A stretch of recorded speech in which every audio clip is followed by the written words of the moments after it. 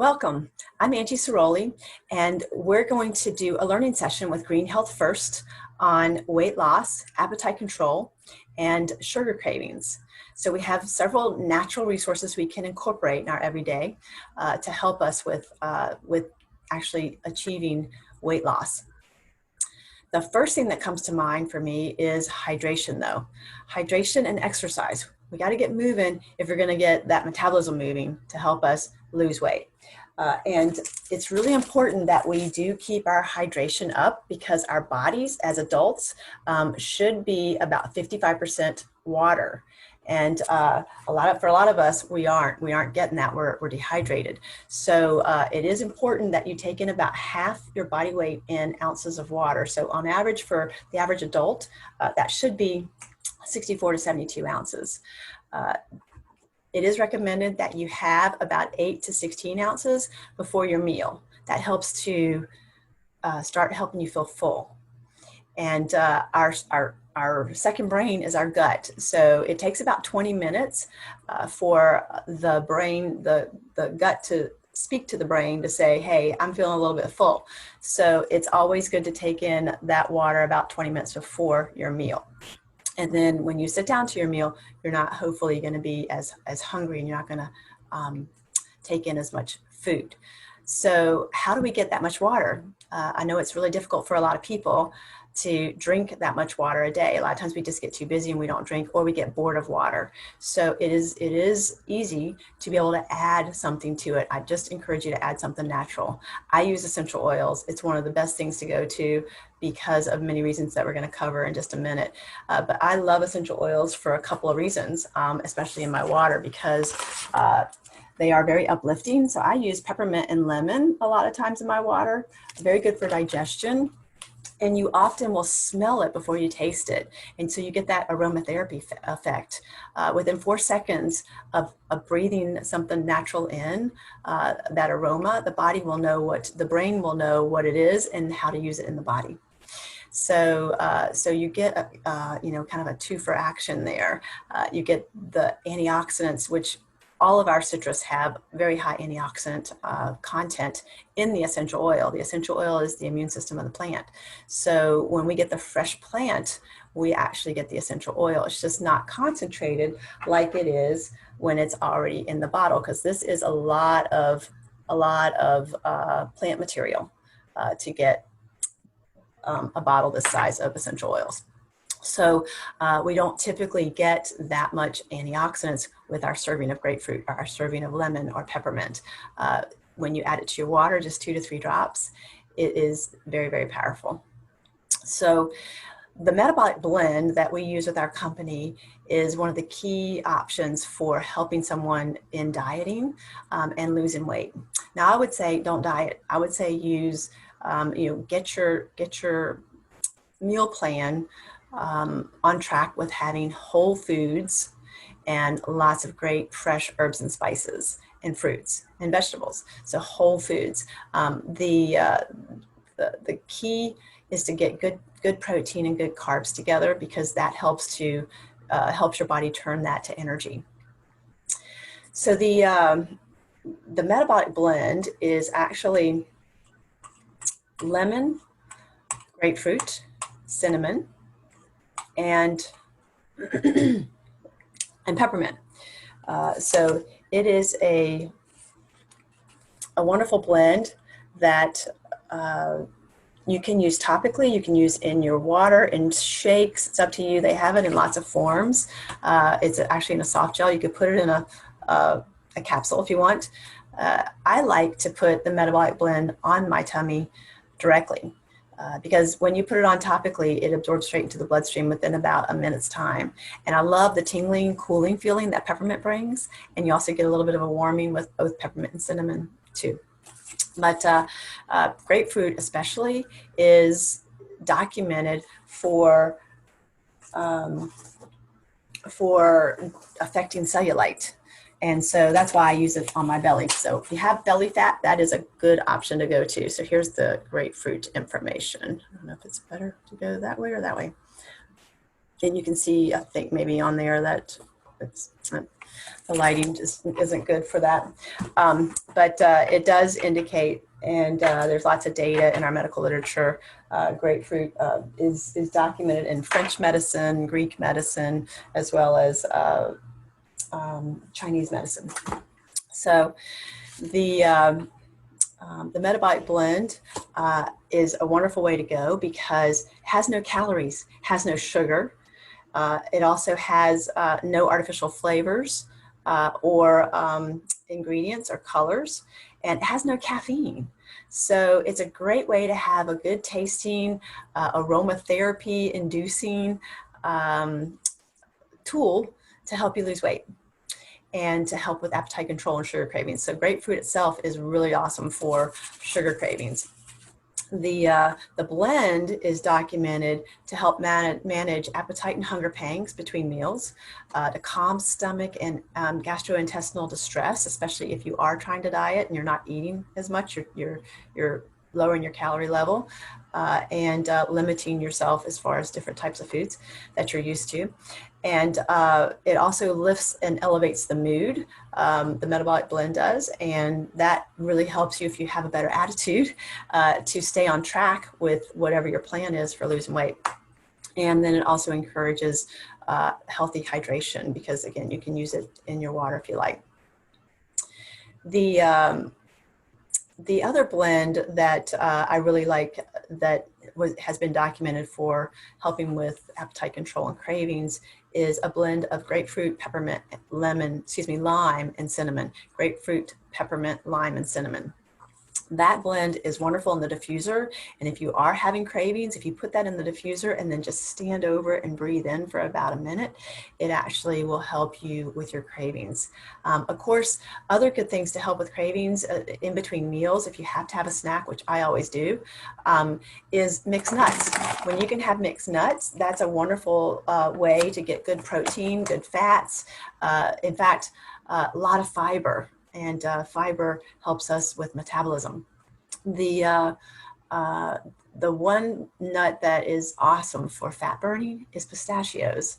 Now it does have a lot of fat, it's good fat, so you don't want to have a lot of pistachios, you don't want to live on pistachios, but having a serving of that in your mixed nuts is a great way to help you burn fat. And it's also a way to help fill you up between meals with good nutrients so that when you get to your meal, you're not as ravaged or as hungry, and you're not running away with your cravings. One thing I did forget to mention was that ginger in that blend is an awesome option for helping boost metabolism. In fact, data shows in some of our medical literature that it can help boost metabolism by 20%. And of course, that's what we need if we're going to burn fat. That's what we need if we're going to have energy and we're going to go and exercise. So some other good foods that we can incorporate include flaxseed, chia seeds, ashwagandha root, and green tea. So I'm going to talk about each of those individually.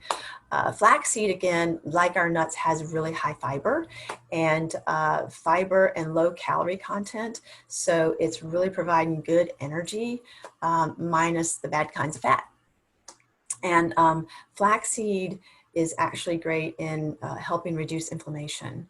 And when we have an inflamed body, that's when we tend to hold on to excess weight longer, and it's hard to lose weight. So turmeric is another really good option to add in, having turmeric tea or having curry, any of our hot peppers with the capsaicin, that helps boost metabolism too. So having some of those spicy foods throughout the week can aid in not only weight loss, boosting that metabolism, but also in cravings of sugar and appetite, and your appetite. Chia seeds are another good option for fiber. They are high in omega-3 fatty acids, and they actually help the body use protein properly. And so instead of using fish oils, you could actually use chia seeds. Both flaxseed and chia seeds should be ground if you're going to use them, and you're going to use a very little bit amount. I've seen flax seeds in oatmeal, and they're whole. I mean, you need to have them ground because that is the best way for the body to use the product, to use the nutrients from it. The chia seeds what's so important about them is that they actually draw water out of the intestine or out of whatever they're in. Like if you put them in a smoothie or shake, they're going to thicken that shake up because they're drawing water out of it, and then they're expanding like a sponge. So that's important to, make sure that you're putting them in the best form for them to bring the nutrients to the body, and then to move through, not causing a bottleneck. Chia seeds are full of calcium, magnesium, and phosphorus also. In fact, per serving, there's more calcium in chia seeds than your typical dairy serving. So if you are allergic to dairy, or you're trying to cut back on dairy, the chia seeds are a good option to add in to get your good calcium to help support your bones. So those are awesome, again, to add into your foods, add into your smoothies. If you're having smoothies between meals, just make sure you're doing options with low sugars and low calories. There are many fruits that have good weight loss data with them, but you have to watch the sugar levels. So berries are wonderful to add into for good antioxidant power, to add into your oatmeal or your smoothies or other types of foods, or just to have a few at a time. The lowest sugar containing berries are your strawberries and your blackberries. And just having a couple of those can satisfy that sweet tooth instead of going to something with sugar in it. The other great fruits that have good weight loss data are kiwi, pomegranate, papaya, guava, watermelon, pears, oranges, and pineapple. Now, pineapple has a lot of sugar, so you got to be careful how you use pineapple. In the Polynesian and Hawaiian Islands, they actually use it as an appetizer and a dessert. And the reason they do that is because it's very high in good enzymes that helps break down the foods that we're taking into our body, and helping the enzymes actually process those foods. So pineapple I would definitely have with a meal, but not in between, because it has way too much sugar, and that actually turns to fat if you're not using your sugar, just like any of the carbs will do. Ashwagandha root is what we refer to as the Indian frankincense. Frankincense is the king of oils. It has a very diverse profile, similar to turmeric as well, in helping with many different issues: anxiety and stress, pain, inflammation, digestion, just to name a few. Also skin issues. A lot of times our skin issues are due to poor digestion, but ashwagandha root actually is very powerful in antioxidants. And what it's known for is helping lower blood serum levels of cortisol. Cortisol gets built up and becomes high in our body when our body's inflamed, and when we're in a high stress and anxiety scenario. So when we have high cortisol levels, it actually doesn't allow our bodies to relax, and we don't get to sleep. And if we don't have that good sleep cycle, then our brain isn't able to rejuvenate and heal and help the body heal. So we need to actually have something that's going to bring down those cortisol levels, and ashwagandha root is a wonderful way to do that. It also helps with energy and stamina. It's actually in our energy and stamina complex and our vitamins. So it is something that that you can get in a very good form. It's a root, and they actually a lot of times will use the leaf and the stems because they all contain good antioxidants. But it's a wonderful way to help the body have a natural cortisol level reduction by adding in ashwagandha root. So the last thing I wanted to talk about is our green tea. Green tea is amazing because the way God designed green tea, it actually channels fat to energy.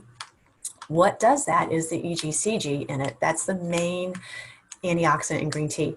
And we actually have, these are our green tea pixies. They're a powder product. We actually have one that is grapefruit. So you get the best of both worlds because grapefruit is so good for helping with that metabolism. I put it in about 24 ounces of water. A lot of people will put it in 16 to 24, so up to you, dilute as you like. But what's nice about this is it has the same in antioxidant power as 45 tea bags, 45. But the caffeine level is still the same as a half a cup of coffee. So you're not getting all that pop jittery thing and that crash. It's a nice sustaining energy because it's making your body do the work. The other thing about green tea is that particular antioxidant actually helps to block lipase. That is the enzyme in our body that makes us store fat. So when we're eating fatty foods and things, if lipase is active, it will hold on to that fat. When you drink green tea before a meal, and that's what we recommend if you want to lose weight, is to drink 2 bottles of green tea, one before 2 different meals a day. Okay, so let me say that again. 1 of these pixies before 2 different meals a day. And you don't have to chug it. You can start drinking it about an hour or 2 hours before, but you want to get it in your body, in your system before 20 minutes before your meal. And that will help to block a lot of those receptor sites for lipase. So then the body doesn't hold on to the fat that you're taking in. Now, that doesn't mean that you get a green light go for drinking or having high fat, in your diet. Of course, there's good fats and bad fats, which we're not going to go into, but that is something to be aware of. Is green tea is wonderful for helping you boost metabolism, block lipase, so you're not holding on to fat. But it also has 2 other great actions that I'd like to point out, and that is it is a glucose regulator. So what that means is that it actually helps slow down the action of a particular digestive enzyme called amylase, and amylase actually is pivotal in breaking down starches, and that can cause sugar levels to just really rise. So when after a meal especially, so when you have green tea on board, it slows that action. So you're not going to have those huge spikes in blood sugar after a meal. The other thing that green tea is documented for is inhibiting the fatty acid synthase. And that is an enzymatic system that is involved in the process of turning carbs to fat. So it inhibits that system. So instead of your body automatically taking those carbs and turning them to fat, it's getting those carbs into a form where it's turning it into energy. Anytime you're going to have a high carb diet or high carbs intake, you want to be exercising, or else you want to have just finished exercising, because you want to get those carbs back in to help the body keep burning your protein or your fats. So I hope that was beneficial, and you found some pearls to help you start your journey for weight loss and your appetite control and sugar cravings. Again, don't start with everything at once. Find one thing that you think you can make routine, and then just measure your time over about a week or so. See how you're doing as you're making progress towards your goal. If you're not going as quickly as you'd like, then you might want to add one other thing in. So we can certainly talk more personally about options for you. And there is a 40% off code that we actually are offering for our biofeedback scan called the Zyto scanner. It actually reads the galvanic responses of our body to help us learn what our body says we need to get into balance. And that is a wonderful way to start your journey for weight loss. Angie Ceroli with Green Health First. I look forward to working with you. You can reach me at angceroli@gmail.com. You can catch me at the Facebook page, 2 Cups Green Tea Hawaii. You can call, number and everything's up on the banner. And I am looking forward to getting you started on your new path to wellness.